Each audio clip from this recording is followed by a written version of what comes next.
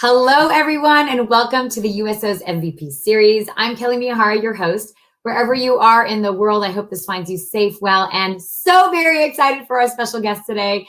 He is the Grammy Award-nominated singer. He's a songwriter. He's a multi-instrumentalist whose hit song, by the way, If the World Was Ending, featuring Julia Michaels, received a 2021 Grammy nomination for Song of the Year, and it has generated over 1 billion streams. He's already captivated the audience worldwide, and today he is here to spoil us with our very own little mini concert. My pleasure to welcome to the show Mr. JP Saxe. Hey, JP. Hi, Kelly.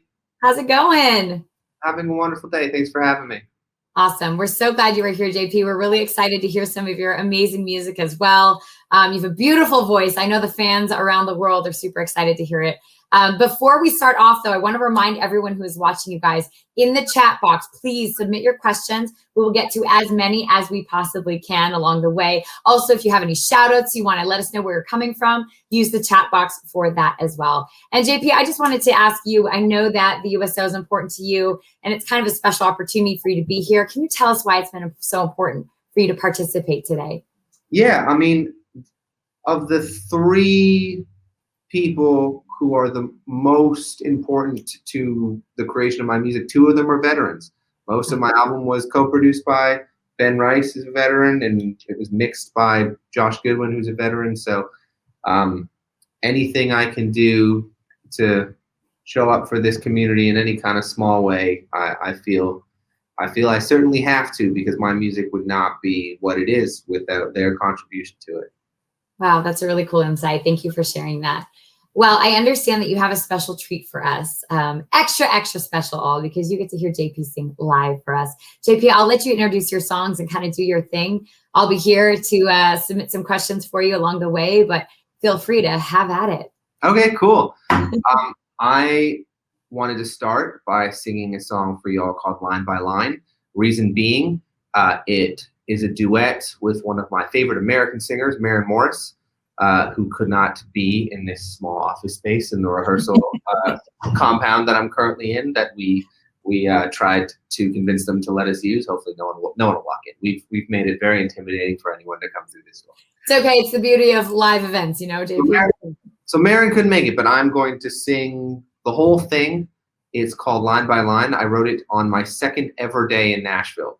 I'd never even been. I showed up to Nashville. I had my first sessions with Maren Morris, and we wrote this song, and I quite like it. It's kind of a song about songs, which is a little pretentious and unrelatable, but I still think there's something human and real in it, so I hope you like it. It's called Line by Line.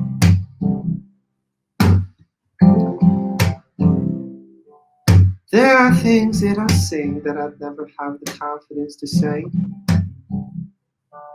There are things I believe that I only figure out when I sit down and play.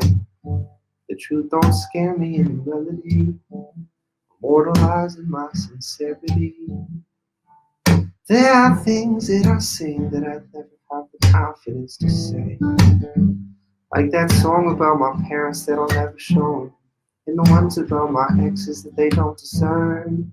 When it comes to you, I'm still trying to find the words. Love too big for a love song. If I try to sum it up, I know I get it wrong. Sometimes if it don't sound right, I apologize. I just said it because it rhymed. 4 chords, 3 minutes, you never fit in it. So I just take you line by line. I'll be writing about you for the rest of my life. Line by line. There are things that I sing that I never have the confidence to say. Like I'm still not convinced that I won't be too much for you someday. Yeah, we both know the way it goes. And my fears are on the radio. There are things that I sing that I never have the confidence to say. Love too big for a love song. If I try to sum it up, I know I get it wrong. Sometimes if it don't sound right, I apologize, I just said it cause it rhymed. 4 chords, 3 minutes, never fit in it. So I just take you line by line. I'll be writing about you for the rest of my life. I'll be writing about you for the rest of my life.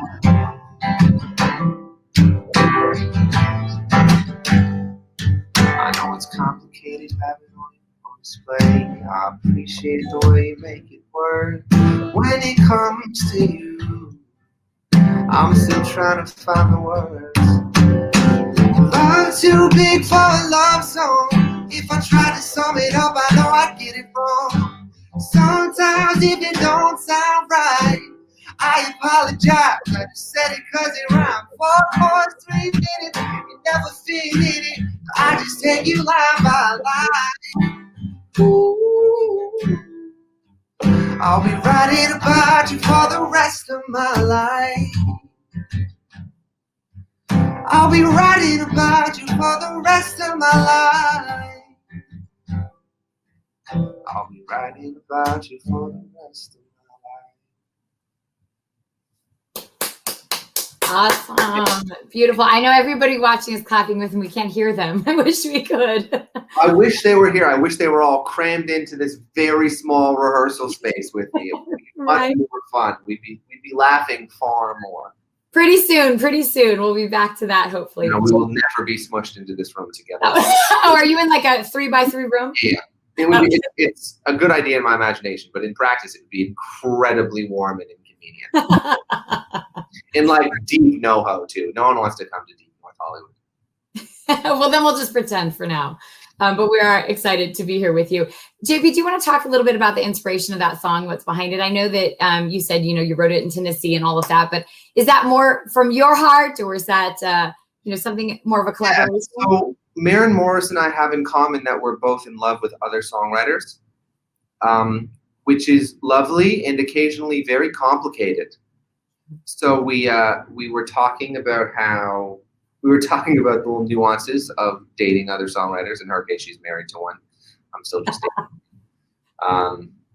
And my favorite songs in a co-write, my favorite collaborations are always the ones that kind of just come right from the conversation. You don't have to be like, okay, what do we want to write about? You just have a good enough conversation that at some point you're like, I think we should just write about what we're saying. So most of that song and most of my favorite songs that I've written with other people just come right from the room, right from the conversation, and now it did. I love that. Thank you. I guess it's from the heart. It's always genuine, and it's always a hit that way. We're trying to tell the truth. It feels like it doesn't feel like it has as much value otherwise, in my personal opinion. Yeah, and it gives your listeners something to relate to for sure. I know that I'm not a songwriter, but I loved what you were saying about, the lyrics, and it made me laugh when you said, forgive me when I say I said it because it rhymes or something like that. That was fantastic. I love that. Thank you. Mm-hmm. Keep going. Want another one? Yeah, let's do it. We want more for sure. Thank you. Okay. This song and the one that I'll play after it are connected in a way. Because this song I wrote about letting love show up for me in the places that used to scare the crap out of me. I really used to believe that loving someone meant not letting them see me vulnerable, not really letting them into the parts of myself that I was afraid of. Because I'm like, nah, I'm afraid of those parts of myself. I'm not letting you see them because I love you. And it was only in my most recent relationship that I realized it's actually more loving to trust someone enough to let them into those parts of yourself that scare the crap out of you. To like relinquish that control and actually sit in your, insecurities and vulnerability with another person.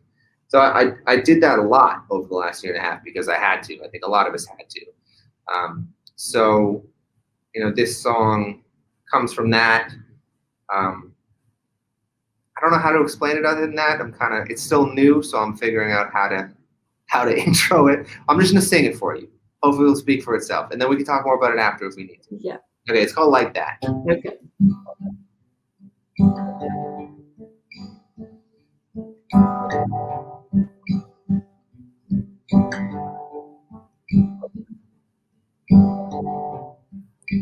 should know I'm a ways past the point where my mind can change.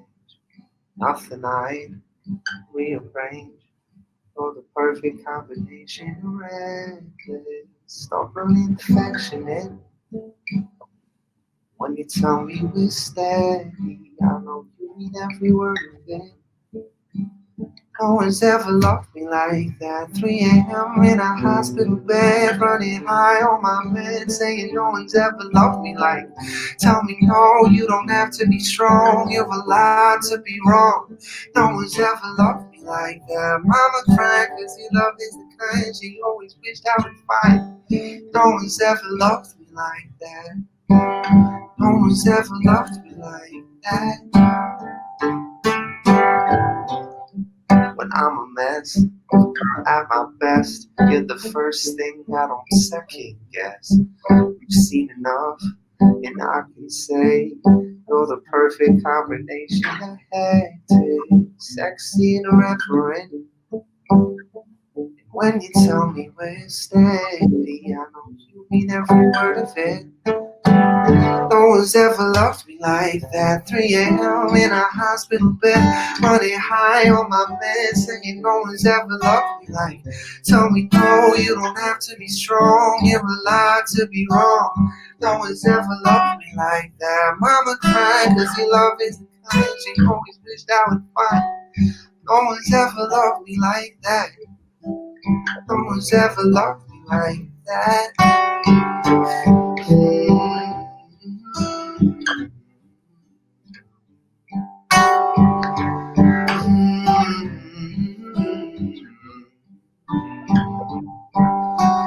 No one's ever loved me like that. 3 a.m. in a hospital bed, running high on my meds.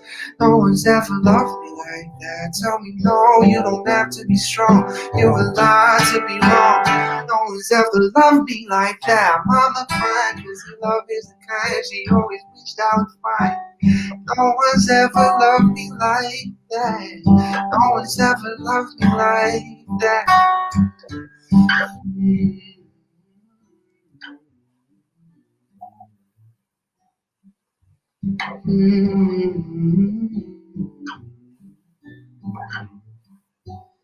No one's ever loved me like that. I got to tell you, JP, and Isabel Fetterman wrote in the chats also, that was lovely. And I think actually your intro to it was spot on and perfect. I think it's something that we all can relate to as well. And it gives us so much more depth to the song. I love that. So beautiful. I'm glad. I'm glad we stumbled our way into something honest. So I said that song and the next song were connected, and here's why. So that song, to simplify, is about who showed up for me when everything went to complete crap over the last year and a half. And this next song is about imagining who you would want to be there if everything were to hypothetically go to the crap that it did go to.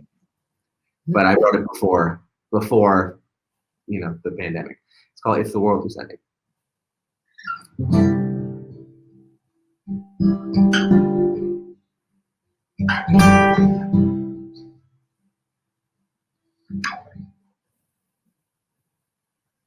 I was distracted and in traffic. I didn't feel it when the earthquake happened, but it really got me thinking. Were you out drinking? Were you in the living room, chilling, watching television? It's been a year now. I think I figured out how to let you go and let communication die out. I know you weren't down for forever. It's fine. I know we weren't meant for each other. It's fine. But if the world was ending, you'd come over, right? You'd come over and you'd stay the night. Would you love me for the hell of it? All our fears would be irrelevant. If the world was ending, you'd come over, right? Sky be falling while I hold you tight. There wouldn't be a reason why we would even have to say goodbye. If the world was ending, come over right. Right. If the world was ending, come on right. I try to imagine your reaction. It didn't scare me when the earthquake happened, but it really got me thinking. That night we went drinking, stumbled in the house and didn't make it past the kitchen. And oh, it's been a year now. I think I figured out how to think about you without it ripping my heart out. And I know, you weren't down for forever. It's fine. I know, you we weren't meant for each other. It's fine. But if the world was ending, you come over right. You come over and stay the night. Would you love me for the everything? All our fears would be irrelevant. If the world was ending, you come over right. Sky be falling while I hold it tight. Oh, there wouldn't be a reason why we wouldn't even have to say goodbye. If the world was ending, come over right. You come over right. You come over, you come over, you come over right.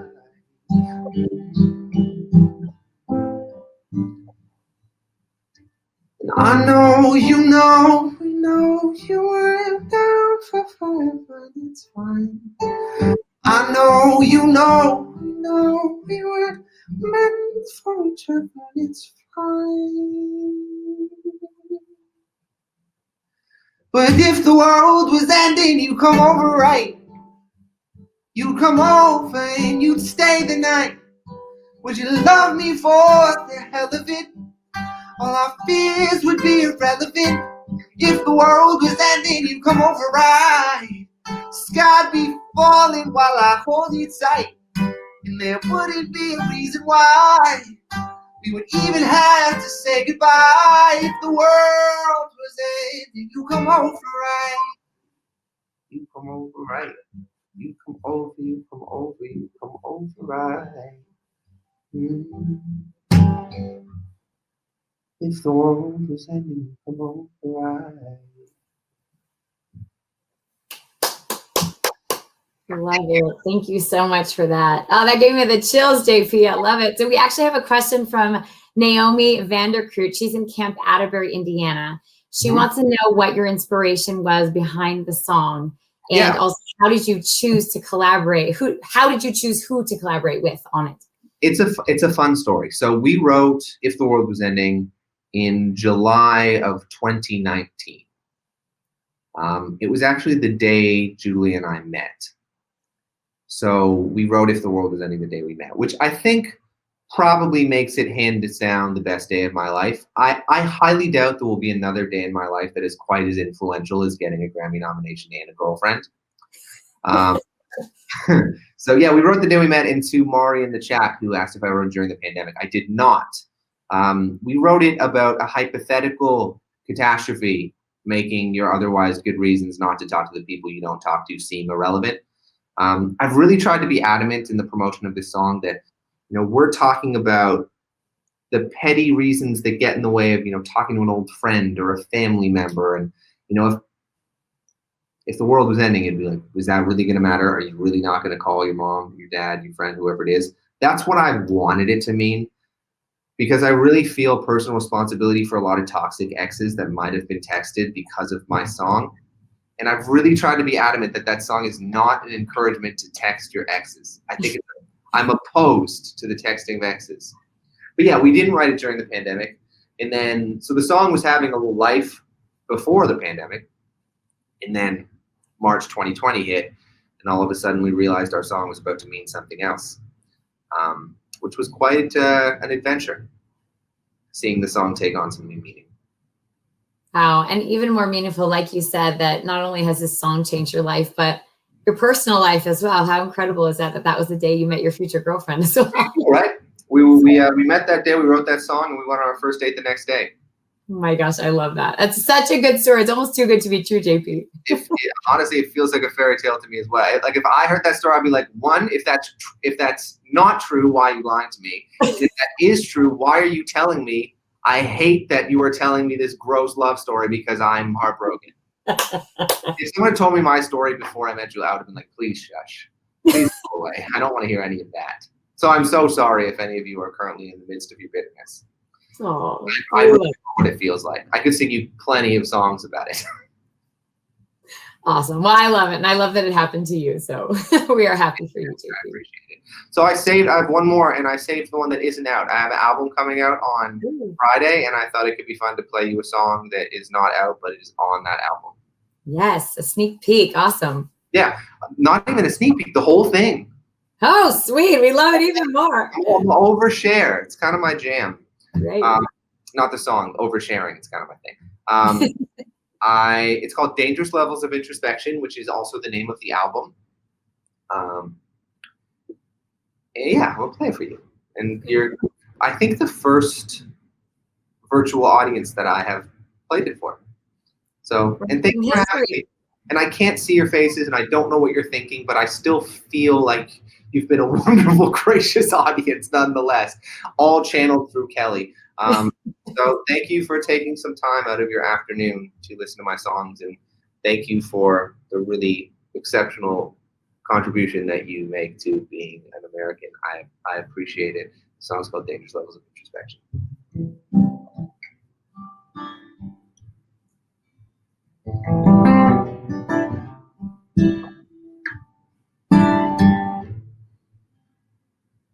I don't miss my apartment, ceiling 6 feet tall, or my neighbor's schizophrenic, screaming through the paper thin walls. I don't miss my LeBaron, the steering pulling left, losing nights in Venice to strangers acting like my best friends. I don't want any of it back, but I miss how it felt. Yeah, it happened so fast, I kinda miss myself. Dangerous levels of introspection, tripping over my own reflection. I don't know where I'm going with it, really shouldn't matter. Ruining the moment with some reckless nostalgia. Dangerous levels of introspection, leading me back to you. Ooh, leading me back. Ooh, I don't miss your attention, needing it so bad.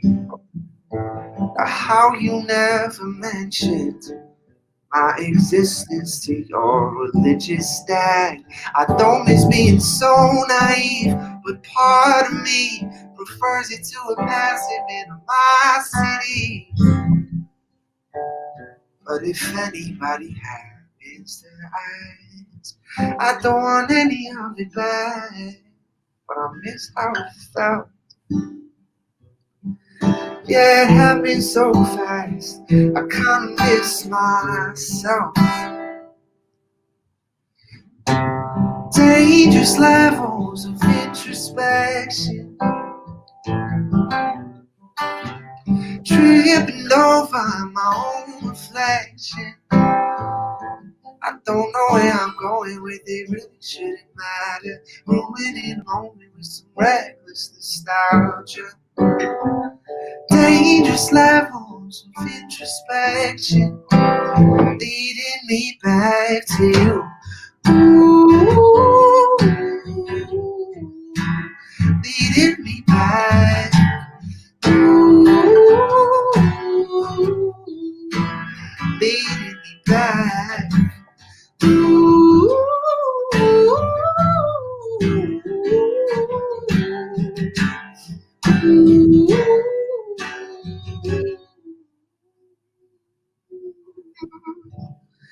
Dangerous levels of introspection. Tripping over my own reflection. I don't know where I'm going with it, really shouldn't matter. Ruining a moment with some reckless nostalgia. Dangerous levels of introspection, leading me back to you. Ooh, leading me back. Ooh, leading me back.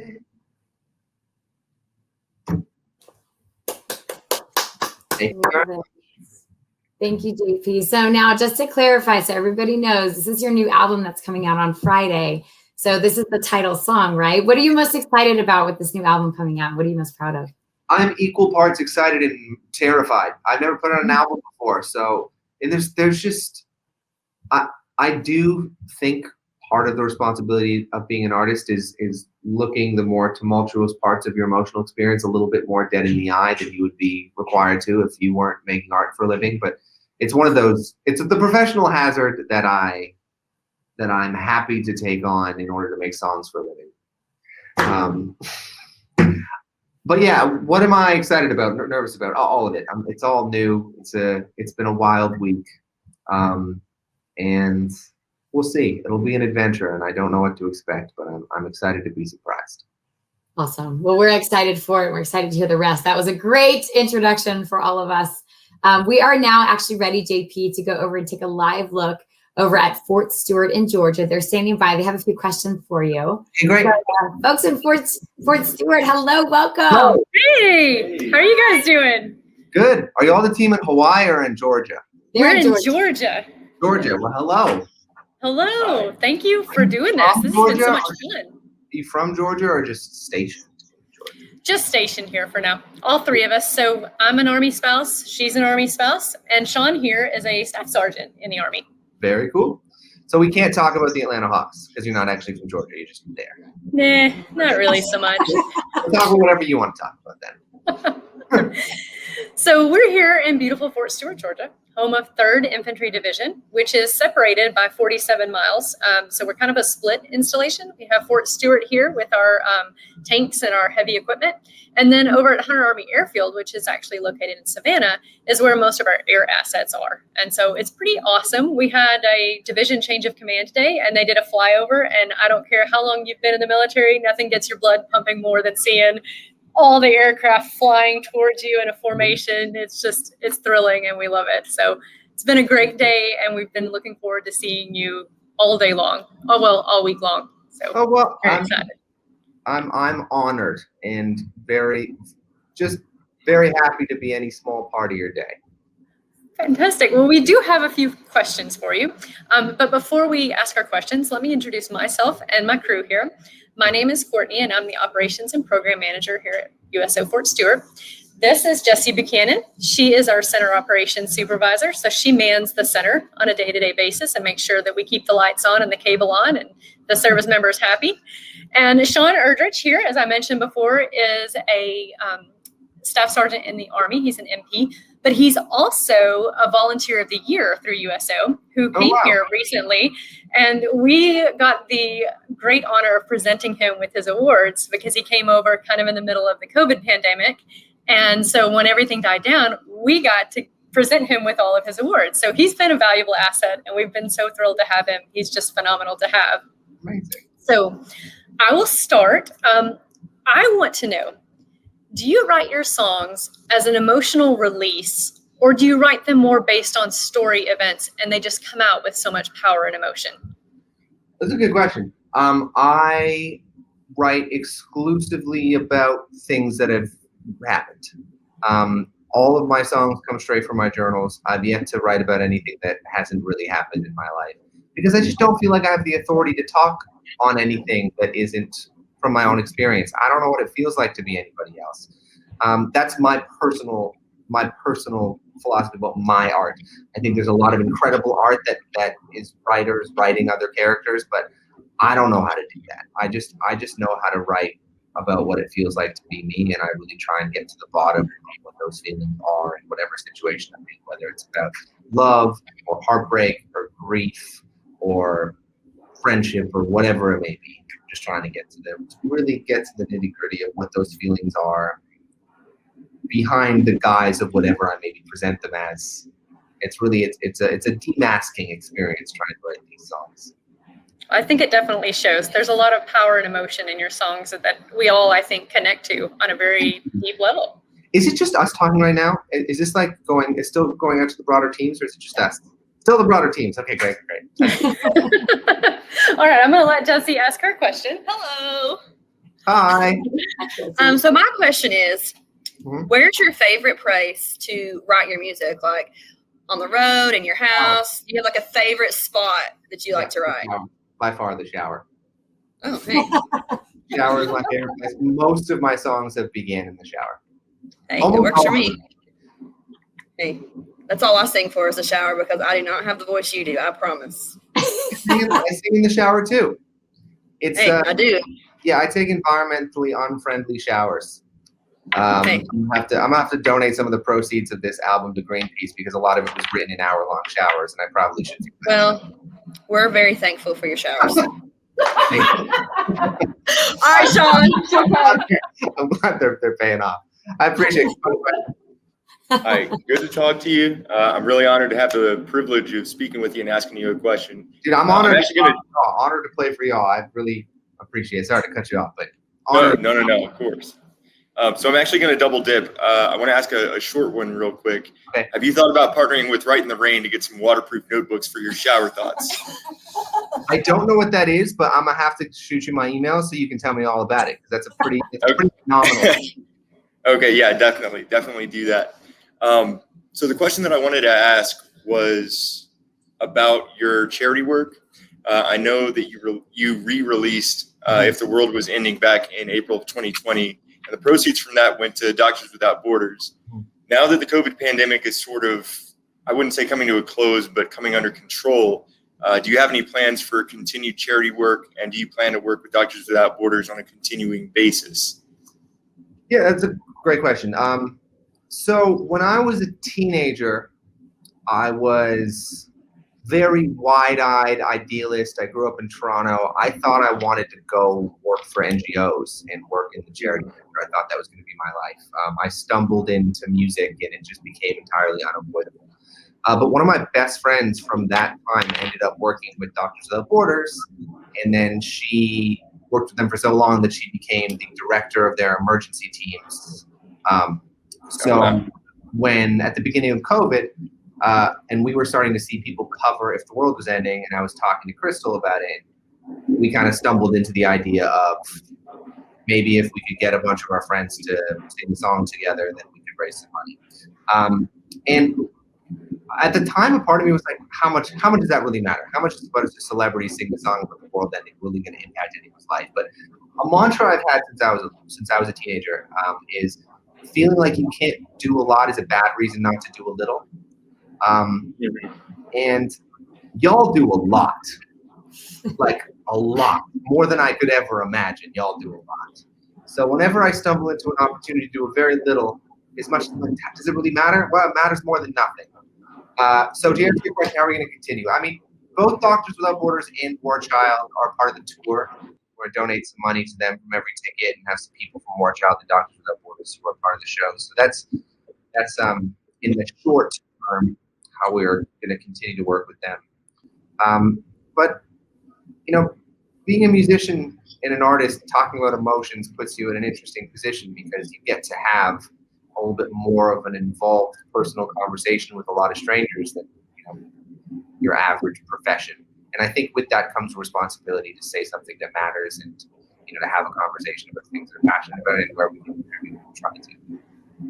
Awesome. Well, I really appreciate that thoughtful response, and thank you for all the charity work that you are doing. I'm going to adopt that motto. That's my new motto. Yeah. I like that. Thank you. I mean, yeah, my pleasure. I didn't come up with it, but I don't remember who said it to me. So well, it's now the JP give credit, but I also can't give credit. But, we're going to frame it and hang it in our center. You know what? It's an idealistic, virtuosic enough idea that I'm sure whoever came up with it wouldn't mind not getting credit for it. Yeah. For sure. Spread the wealth. Thank you guys for joining us today. We appreciate you coming in. Thank you for your questions. Thank you so For your much. service. For your service. All right, JP, we are going to go on over. We've got another live look over at Fort Stewart in Hawaii. They are standing by, so come in and join us. We've got a question. Hey guys, how are you? Aloha. Hi, my name is Linda. I'm the USO Hawaii Air Programs Manager. We are at the U.S. Army Pacific Command at Fort Stewart. So thank you so much for having this event for us. And we do have a service member here with a question for you. Hi, first time listener. I was just wondering, are you ever going to get out to Hawaii and maybe get some music out here for us? Yeah, that sounds like a total dream. I think best case scenario, I can just tour in Hawaii for 11 months of the year. Well, I think that's a fantastic plan. Yeah, Hawaii is an awesome gig, but not hearing your music before, I thought maybe, the soldiers out here might want to, get into it or see what you got to advertise for. Yeah, I mean, I'm so for that plan. I couldn't love it more. And as soon as possible, I will get out there and I would love to play for y'all in person. Okay. All right. Thank you. Thank you. Thank you guys so much. Aloha. Thank you guys for joining us. Awesome. Oh my gosh, so much fun. Okay, JP, so we've got a few other people in the chats. I'm going to go to Caleb Ritter. Okay. He's at Camp Mujik, South Korea. I hope I said that correctly. When did you realize that you wanted to pursue music? P.S. Please make more music with Charlotte Lawrence. Okay. We love Charlotte, so that's a great suggestion, and I will try my best.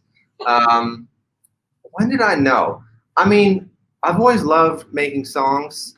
I always sort of fantasized that it could be my life, but I didn't really take it too seriously till I moved to LA when I was 19 years old, which was just very much on a whim. But I never left. I told my parents I was taking a gap year. I wasn't going to go to college. I was taking a gap year.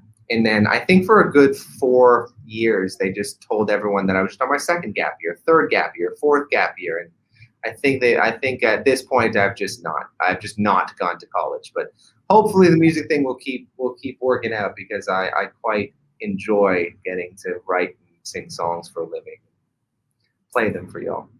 And I can only imagine how proud your parents are now.